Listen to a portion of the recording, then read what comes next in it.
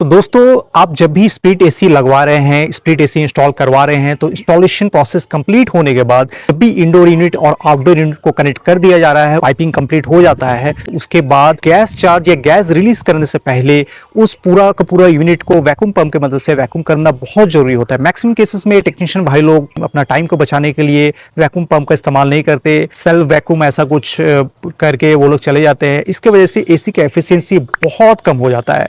जो कूलिंग आपको 10 से 15 मिनट में आ जाना चाहिए, वहां पे हो सकता है कि 30 से 40 मिनट तक लग जाए। तो कूलिंग तो मिलेगा लेकिन टाइम ज्यादा लगेगा। तो वैक्यूम पंप से वैक्यूम करना बहुत जरूरी होता है गैस चार्ज करने से पहले या गैस रिलीज करने से पहले पूरे के पूरे एसी सिस्टम के अंदर। तो ये बहुत ज्यादा क्रूशियल है, तो इस चीज को ध्यान में रखिए। अगर कोई भी टेक्नीशियन भाई वैक्यूम पंप लेके नहीं आता एसी इंस्टॉल करते टाइम, तो उसको आप जाने के लिए बोलिए, ये बहुत जरूरी होता है। उम्मीद करता हूं आपको वीडियो अच्छा लगा। अगर वीडियो अच्छा लगा तो वीडियो को लाइक कर दीजिएगा, चैनल को भी सब्सक्राइब कर दीजिएगा। मिलते हैं अगले वीडियो में, तब तक के लिए थैंक यू वेरी मच।